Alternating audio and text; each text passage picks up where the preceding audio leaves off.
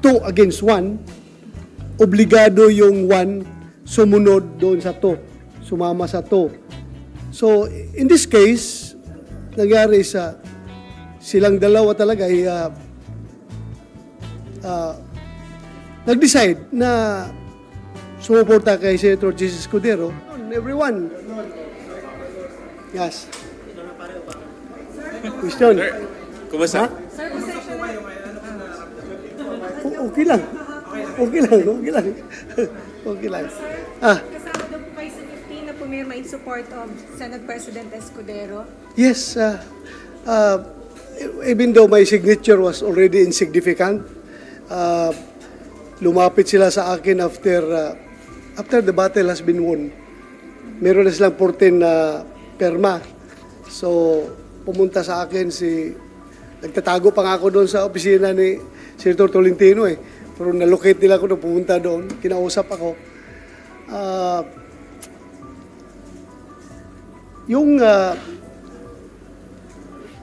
Sabihan ako na kahit na hindi na kailangan yung perma ko because they already have 14 and they only need 13 to unseat the Senate President. Kahit na hindi na kailangan, immaterial na yan, kung pipirma ako hindi, but still, narinig nila na I was poised to join the minority. I was really contemplating seriously to join the minority after that incident. But I was persuaded by Senator Chis and Senator Alan Cayetano na please stay with the majority. Huwag kang pumunta sa minority. So, sumama ka na lang dito sa majority. And ang mas mabigat na rason dyan talaga is that among us three magkabats na PDP senators, Senator Bungo, Senator Tolentino, and myself, we forged a covenant na majority wins. In every voting situation, talagang kung ang lalabas sa voting is 2 against 1, obligado yung 1 sumunod doon sa 2, sumama sa 2. So, in this case, nangyari sa silang dalawa talaga ay nag-decide na sumuporta kay Senator Jesus Escudero. Ako ay naiwan. I want to stay with ayaw ko sana. Pero yun nga, may usapan kami na obligado sumama. So, yun. Pinirmahan ko yung resolution, but that was already immaterial because they already have 14 that they have already declared victory. But at least on my part, masaya rin ako because Senator Chis is a very magnanimous victor. Kahit alam niya hindi na kailangan yung boto ko, still, kinubinsi pa rin niya ako na sumama sa majority. Well, kasi yung nakapirma ako before mag-start ang session. Di ba? Pumasok ako doon. Tapos ngayon, nung sinaluduhan ako ni Migs, talagang hindi ko napigilan, napaiyak ako dahil for me being a good soldier, ang gusto kong sabihin kay Migs doon is, sorry boss, I failed to win the war for you. Because I am one of his trusted lieutenants. Ang kanyang mission sa akin is talagang i-secure yung aking partido, yung PDP na patuloy na magsuporta sa kanya. But still, as I have said, meron kaming usapan, kaming tatlo, Senator Bungo, Senator Tolentino, na majority rules. Lalabas 3 against 1, obligado sasama yung 1 doon sa decision. So, at hindi ko, as I've said, feeling ko, being a good soldier, I would like to convey the message to him that, my commander, I'm so sorry. We lost the war. I failed to win the war for you. Ha? Yes, kaya ako napaiyak dahil nga hindi naman sasama ng loob, para bang kuwan lang. Nahiya ako sa kanya dahil hindi ko napanalo yung gira para sa kanya. Senator, ba't hindi niyo po sinabi kay Sen. Gigs before mag-start yung session na sumama kayo doon sa grupo ni Sen. Gigs? Well, in fact, andun kami sa opisina ni Migs before before mag-start. Nung pumasok si Senator Chis at si Senator Alan, sabi ko, exit ako kasi baka maipit ako, baka sibat ako doon sa isang pintuan, di ba? Dalawang pintuan doon, may isang papasok, isang palabas. Pagpasok nila, sumibat ako doon sa labas. Labas ako, hindi na kami napag-abot.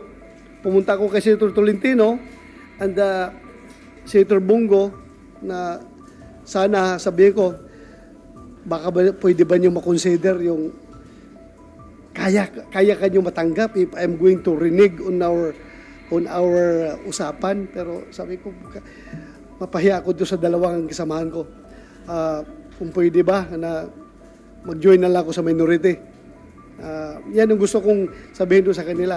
But they persuaded me na huwag ka nang pumunta sa minority.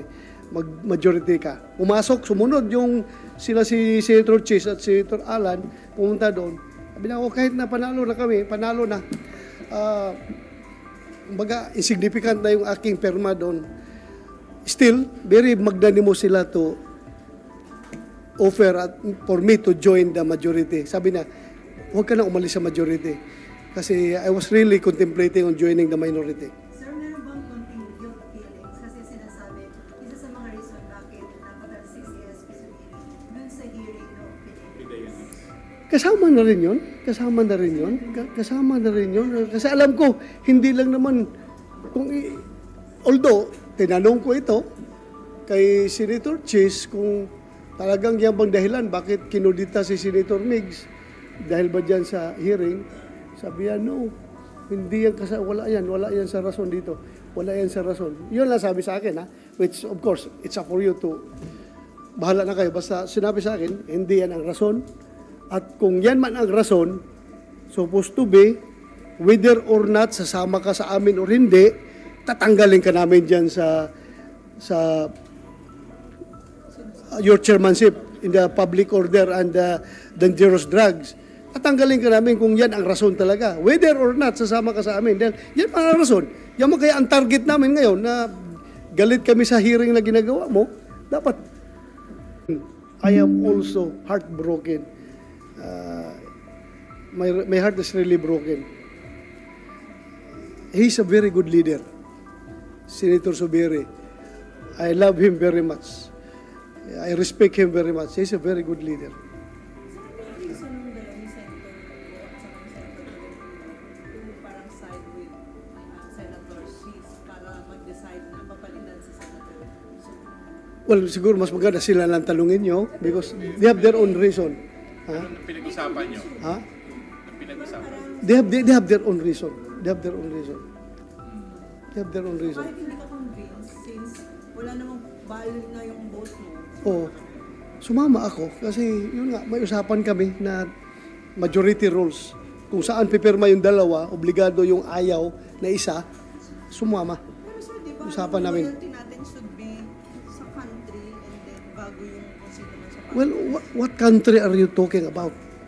I am being disloyal to this country by voting Chis Escudero? Hindi, no sir. What Oh. I'm referring to is you are committed sa dalawa. Yes. When it comes to yung issue na ng country, and you are holding dun sa... Well, kung country is above self, above party, and above party mates, what country are you talking about? Nasisira bang country dito sa decision ko? Hindi, what I mean is, Oh. mag-e-end yung commitment mo sa kanila when the country itself. Yes, automatic yun. Pero dito naman, hindi naman at stake ang kinabukasan ng bansa dito. This is mere changing of the guards. Bakit ba mapapahamak bang bansa kung si Senator Chis ang magiging Senate President? I think no. Sir, Di ba? why were you contemplating dun sa na lumipat sa minority? Dahil nga, hindi na si Migs ang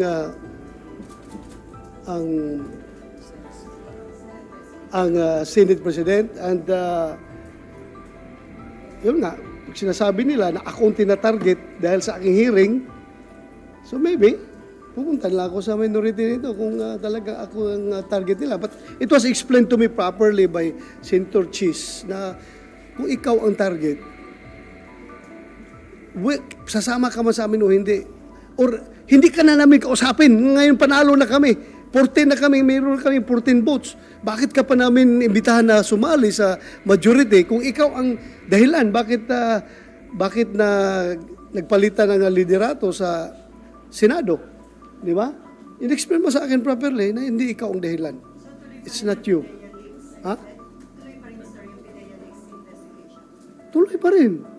Tuloy pa rin. Pag nakondisyon na si Kumar, nasa kondisyon na pag makalabas sa ospital. And you're keeping the chairmanship. Ha? Ano yung dalawang nakulong yan, sir, sa kulong? Well, pag-usapan pa namin is kasi ang movement nung isa, si Senator Jinggoy, ang sa kabila naman ako. Pag-usapan namin yan, dahil magbe-break na mahaba ang break ng Senado, kawawa naman makakulong yan dyan sa baba. So baka pwedeng pauwiin na yan kung pwede. Mag-usap kami. Kung papayag siya, pero may initial intention is pauwiin yan dahil hindi pa pwedeng naka-break kami tapos sila nakakulong dyan. Di maganda. Pwede ba yung sayo pa uwiin yung kanya will stay? Kailangan Fair tayo. Hindi po pwede. Ha? Hindi sa sir, baka magkaroon yung idea yung public na, wag ka naman pala mag-break, papalabas nila. I mean, baka the lessons will not be learned kung ganun ilalabas nila. Ay, the mere fact na na-contempt ka in public, kahit na hindi ka siguro kukulong, you will learn lesson naman siguro. Maintindihan mo naman na mali yung ginawa mong pagsisinungaling, kailangan magsabi ako ng totoo. Ganun kasi, enough na yun, na-contempt ka. How much more pag kinulong ka? Kinulong ka 1 day, 2 days. Pag kinulong ka, gusto mo pa buong break ng Senado, nagkakulong, kawawa naman yung mga tao na yan. So, may promise sa'yo si Senator Chis to stay as chairman of the Republic. Yes, kahit na hindi pa ako pumirma. Kahit na hindi pa ako pumirma nung papel na yun, sinabihan ako na hindi ka namin tatanggalin dyan. Kahit na hindi pa ako pumirma ng resolution. Kasi ako na lang is in order to be officially joining the majority, I have to sign the resolution kahit na immaterial na yun dahil meron silang 14 votes. Kung tutusin nga, pag panalo nila ng 14 votes, kahit na 13 pa lang, pagkakuha ng 13 votes, we don't need your vote. Panalo na kami. Sino ka na papansinin namin? Sino ka na kukumbinsihin namin dito? But at least they are very magnanimous in victory. At nilapitan tayo at kinausap. Na-earn nila yung respect mo sa paggawa nila. Yes. They earn my respect. Dahil mabait sila. Kahit papaano, pinuntahan ako. Kahit na alam, panalo na sila. Yes. Ito yung mga umugol na yung mga SPCB. Hmm. Ito po ba yung talagang may real na, may nag-approach sa'yo? May nagsabi sa'yo? Merong tumatawag.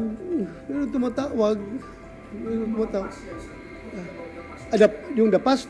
Oo. And you cannot be successful in a coup d'etat if you don't have the votes. So you have to convince everyone. Kasi mahalaga ang bawat boto na isang senador. So tawagan mo talaga yan sila. Senator yung Sir, yung dalawa Oo. Kasamahan ko lang rin. Kasamahan ko. Ha? I don't know kung merong mas matapang sa kanila na tawagan ako. After nila ako babastusin dyan sa mga press con nila, tapos tawagan ninyo ako, ganun, baka kayo naka-small sa akin. Di ba? Malacanang, sir, Malacanang. Walang tumawag, Malacanang. Ano? Oh.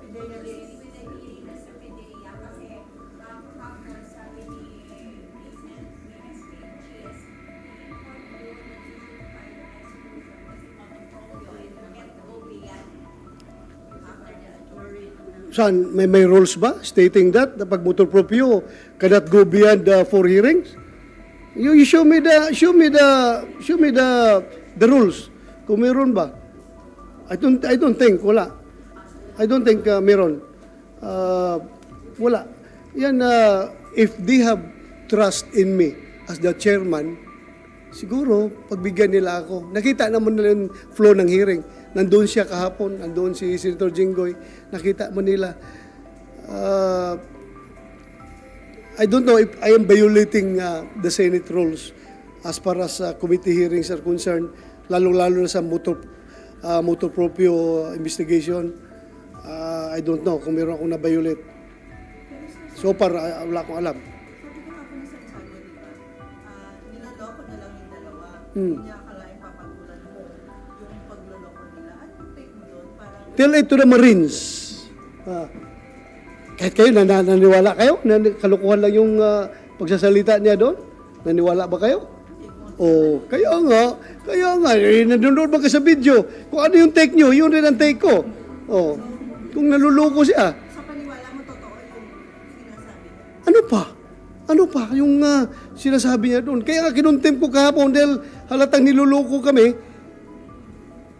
Pero sir, inyo may tao na nasa likod yung napon ko dito. Ha? May tao. I don't know kung sinong tao. Sabi niyang May sabi mo niya, may Kumar siyang sinasabi, di ba? James Kumar. So baka yun yung kinukot niya na source na kanyang, kaya siya nagsasalita ng ganun. So last na si James Kumar. Last na si James Kumar. Baka mamaya pag may sinabi na naman ibang si Morales, sinabi na ako, gusto niya patawag sila. Wala na. Si James Kumar. Titingnan natin si James Kumar. Pag magsabi si James Kumar, yes, I am instructed by LAM to talk to these people, then pwede siguro. Pwede. May denial ba siya gahapon? Hindi, di ba? Gusto niya lang i-clear yung name niya. Wala siyang alam. O gusto nga niya i-clear ang name, pero I stop him from doing so because he is in sick bed. Kung may mangyari dyan sa kanya, makukonsensya naman ako. Pero kung sabihin ni James Kumar na meron nga, may Malacanang factor, how would you direct the flow of investigation? Well, just leave it to me. I will decide. I will cross when the bridge is constructed. Ha? Do you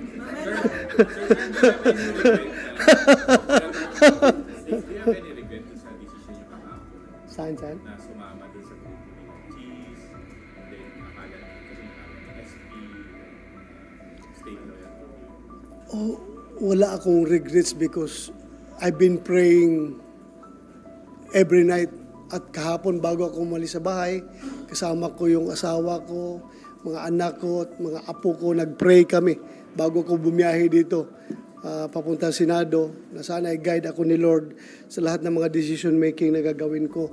So, no regret on my part. I told the Lord, come, Holy Spirit, please guide me. So, I hope I was guided. Ewan, mahirap lang kung hindi nakinig si Lord, no? Hindi ako ginaid. Pero I'm sure nakikinig si Lord sa akin.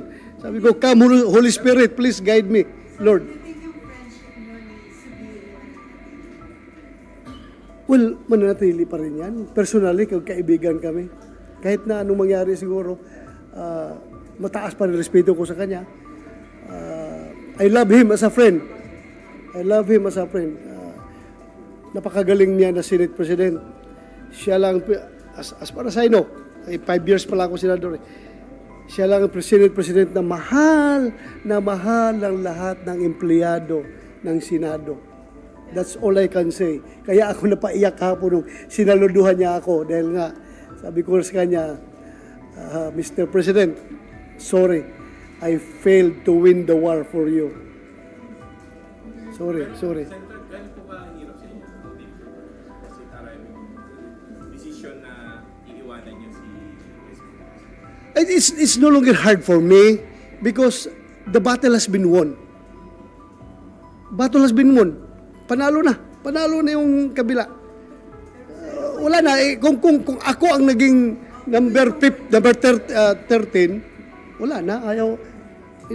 Siguro may guilt on my part, pero wala na, yung material yun, number 15 na ako number 15. Ha?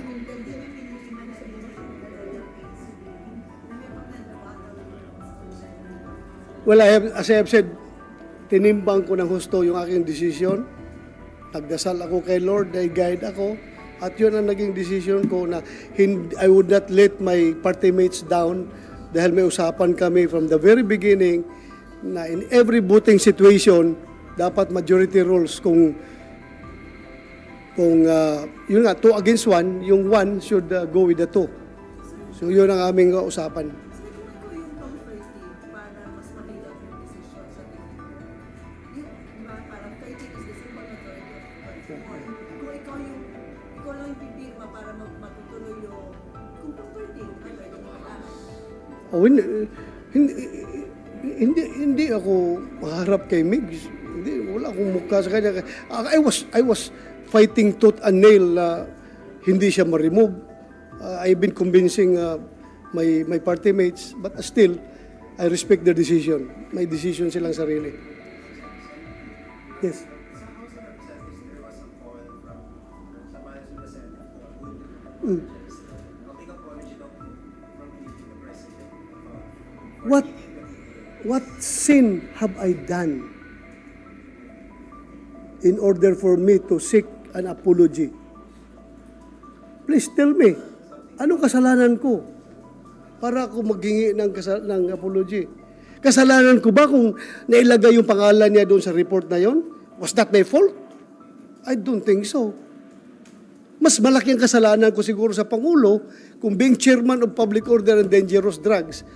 Wala akong ginagawa dyan sa mga informasyon na yan na hanggang lumaki, hindi ko inaksyonan. Mas lalo siguro kung may kasalanan sa taong bayan, kung hinahayaan ko yan, na yung mga security classified documents ay palagi na lang nangyayari, merong ganon, kung hindi natin imbestigahan. So, I don't see any offense. Bahala na, kung sila, tingin nila, may kasalanan ako, then sorry, kung may kasalanan ako. Pero for me, to seek for an apology, to ask for an apology, to give my apologies, wala man siguro akong nagagawang kasalanan. Oh.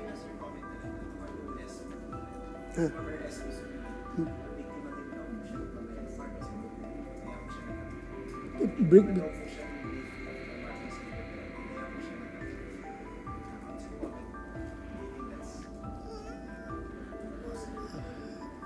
Maybe, to be practical about it.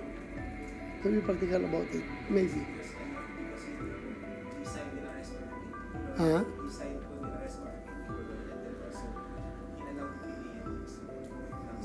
Maybe, but I don't have personal knowledge. Ako hanggang deduction, induction, conclusion, yun lang yung sa akin. Personal ko lang. Wala akong personal knowledge talaga. Feelings ko lang. Personal feelings. No personal knowledge. Personal feelings. Babalik ako doon sa bakit kailangan magpalit ng Senate leadership. Noong kinausap ka, noong mga nag-convince na dapat magkaroon. Wala namang sinabing rason. Basta, sama ka sa amin. Sabi ko, sorry, hindi. Yun lang. Tawag, pare, sama ka sa amin. Pasensya ka na pare. Dito lang muna ako.